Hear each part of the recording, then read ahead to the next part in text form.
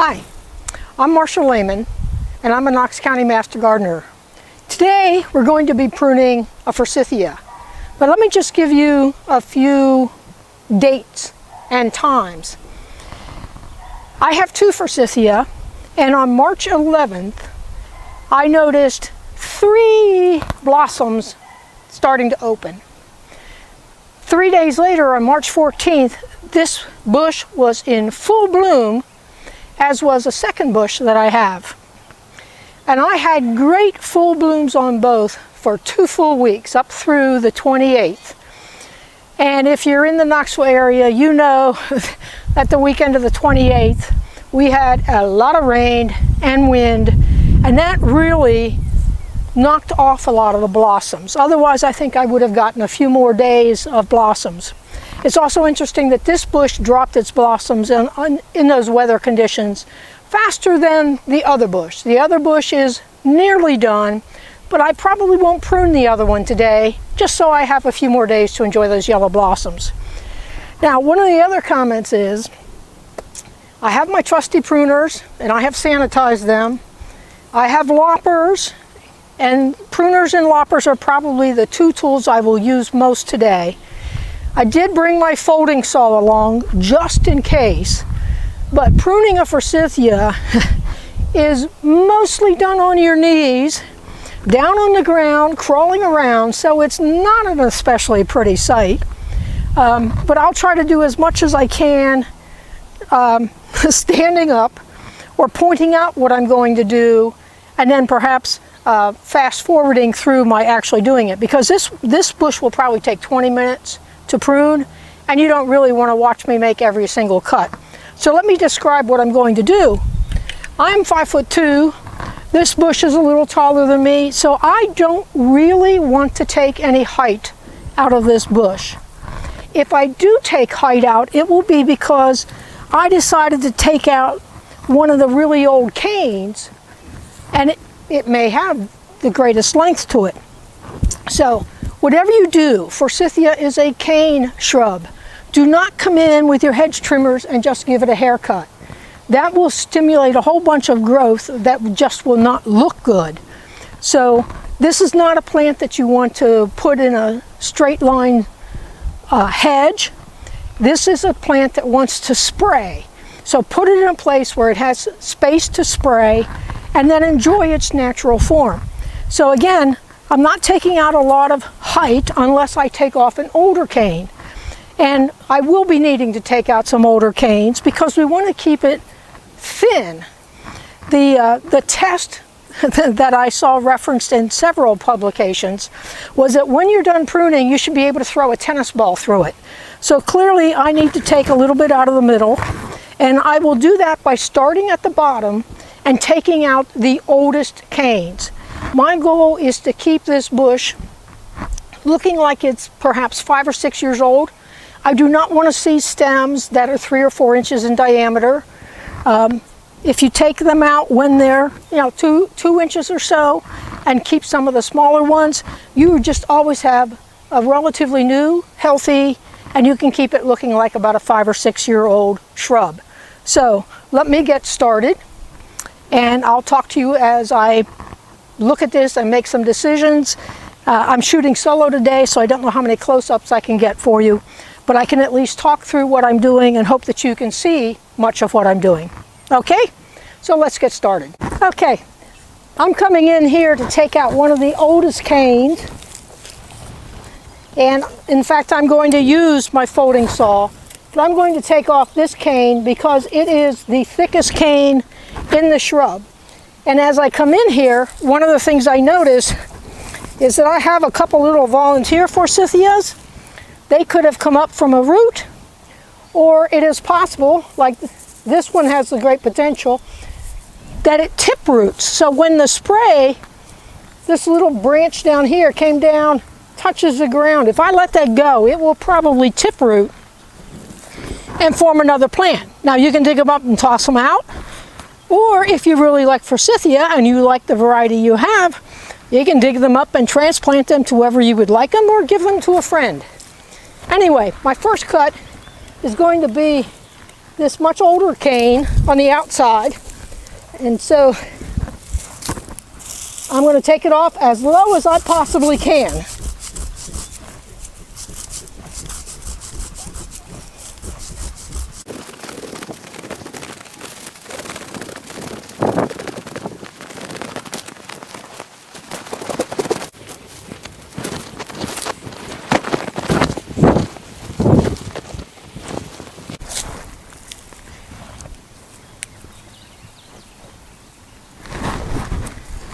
That is probably the only one that I will need the folding saw, so I'm going to put that aside for the moment. There's another sizable cane in here, but it's almost impossible for me to get all the way down to the bottom of it, so I'm going to take it off in pieces. And the first piece to go is going to be this thing that's coming out and whacking me in the head. So I'll take that off where it is convenient, just to get it out of the way and create a little more space to get in here. And this one actually had a fork in it, so we'll take that too.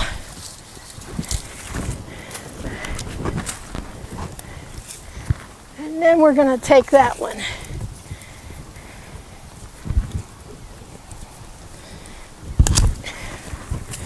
What you may find is your initial cut is not quite as low as you'd like, but at least get that out of the way, and then you can come around behind and take a second cut and clean it up a bit. And here you will see some of these volunteers. So today I'm leaving them, but in the next week or so I will probably dig those up. I've got a spot where I'd like to plant 2 more, and I really like the color of this Forsythia. It is a neon yellow. And I like the shape, I like the form. So I'm probably going to keep a couple and then donate a couple. So let me finish cleaning up.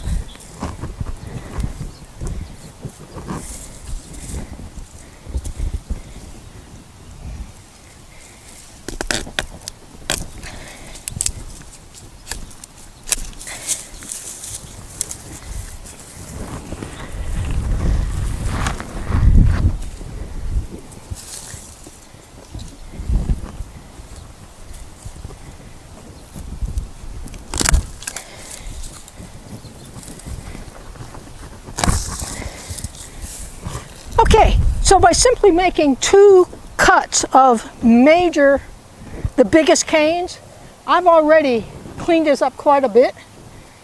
And so now I'm going to stand back up, take a walk around. I've got one candidate on the other side, but I'm going to pause, take a look, and then come back and decide what to do next. Okay, so on this side, you can't see this. In fact, you probably can't see me, but the good news is you can still hear me. Is this one that I'm shaking has to go because it is rubbing on another branch that I really want to keep.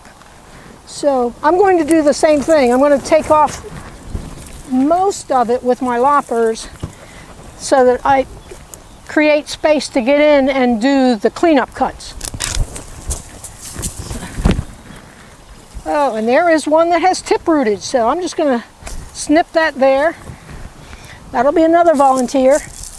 And of course, by now, if you've been watching our videos, you know that anything that is dead, diseased, damaged, or dysfunctional can be removed any time of year. But we especially want to be looking for that. So far, I haven't found any dead, diseased, or damaged. I did notice one that had a little bit of what I call wonky growth growing out at a strange angle. Okay, but now I've created a little bit of space to get in here, get a little closer with my loppers, and take that off. And now the real question is, what do I want to do with this? This is an older cane. It's got a lot of side shoots on it. I don't want to take it off completely But, you know, there's that infamous but. The center is getting a bit crowded with this. So, yeah, I really want to keep that too. So this is where I want to make sure I don't have anything growing back in towards the center. That would fall into dysfunctional. We need to keep the center kind of cleaned up. So these are some smaller things I'm taking out of the center. And I still need to make one more cut to get that cleaned up a little lower. But while I'm down here, we're going to take off some of the spindly little growth that is headed towards the center. It is like every other flowering shrub. We want a lot of airflow and sunshine into the center just to keep it healthy. So that helps to guide the decision of what to remove, what to keep. And if you want to be able to throw a tennis ball through here, some of this stuff in the center has to go. So now here's an example. This thing comes out towards me and then curls around. So I'm going to prune it right here at a bud that wants to go up. And we'll keep that part of it. Same with this. I like that. And I hope it doesn't confuse you, but I have quite a collection of volunteers over here. I didn't have so many last year, but whatever, the weather conditions this year were conducive to forming lots of those buds. So now what I'm focused on are what are some of the smaller branches that want to grow into the center. And I'm going to take some of those off.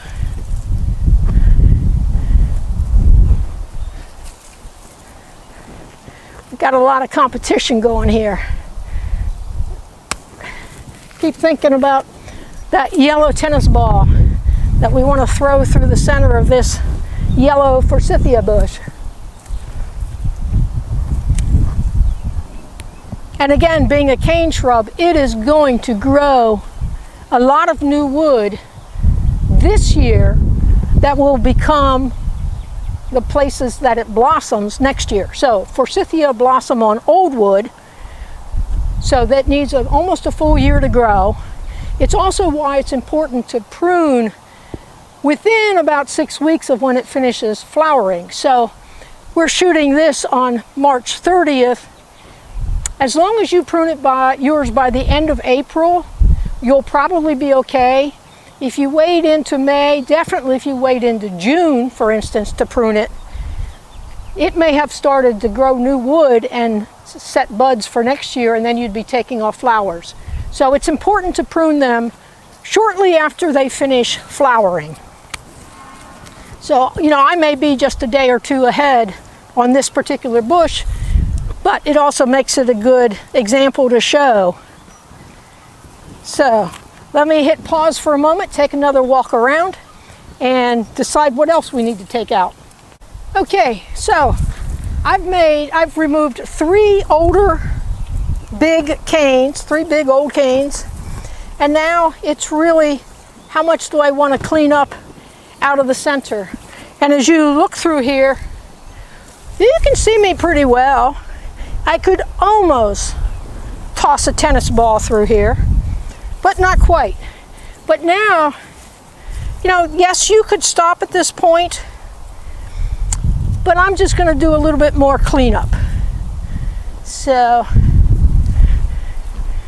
where I've got some thick growth, I'm going to take off some, just make some thinning cuts back at take it back to the closest major stem. Here's the one that I said was a little bit wonky, but rather than cut it completely, I'm just going to cut it here. One of the things I noticed as I walked around was some of these come out and curve, and I really don't like that. That's what I would call dysfunctional. This is a little thick, and let's see, this one wants to grow back into the center, so we'll take that off. This one wants to grow back into the center, and frankly, I would say that next year, looking at the size of this, I'll keep this branch this year, but next year that one's going to go. And these things down here that are going to want to tip root, I don't need any more volunteers. It's one thing for them to spray out from the top, but when they do it on a low-hanging branch, that's probably not as good.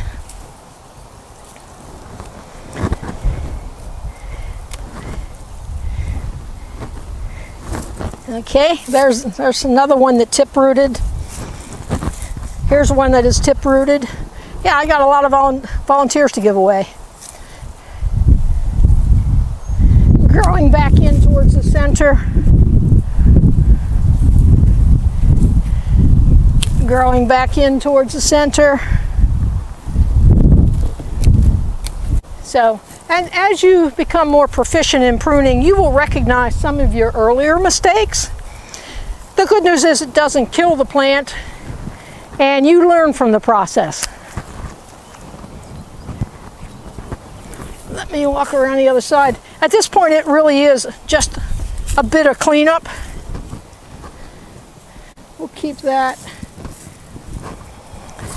That one's entangled with a volunteer that's going to get removed, so that's okay.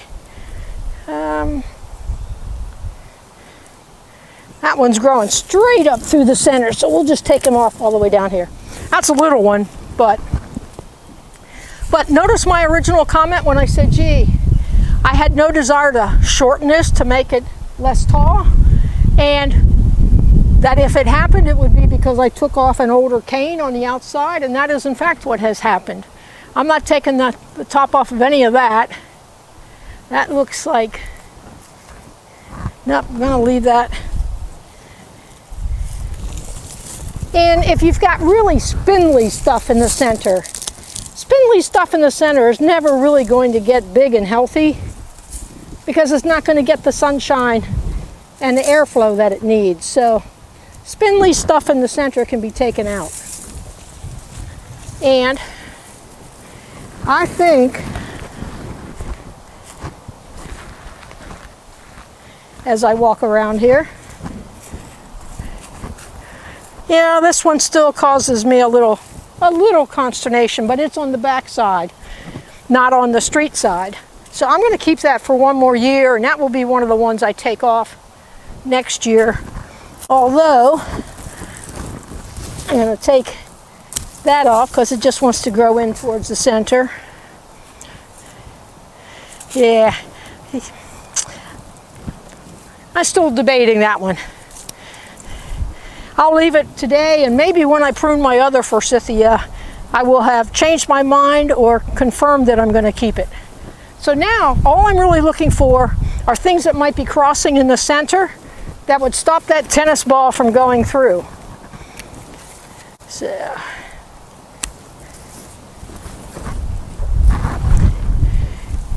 and I don't know what you see on the camera, but I think we're getting pretty close. I could stop at any time, and it would be a perfectly fine pruning job. It's a matter of how fussy you want to be. Yep, there we got something. Just crossing with a different branch. Okay, that's good. That's going to be a nice cane in the future. Let's take that one out of the center. And I'm going to walk behind the camera now, so I have the same view that you have.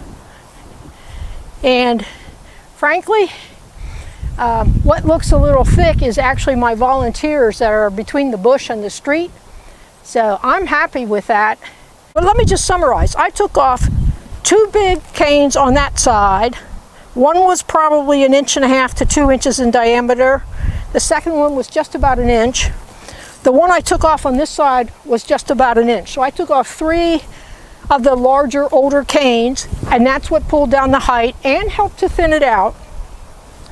And then I didn't count, but I maybe had 15, maybe 20 little snips of wispy things in the middle, or things that were crossing or dysfunctional.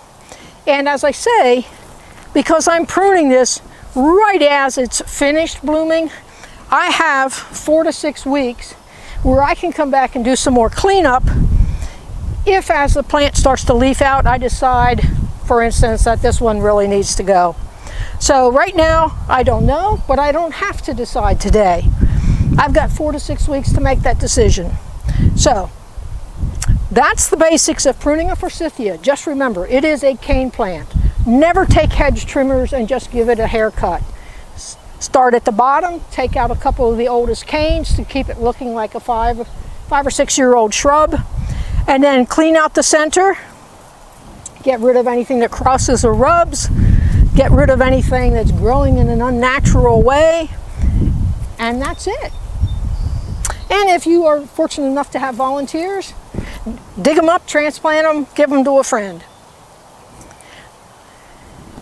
I hope you enjoyed pruning Forsythia.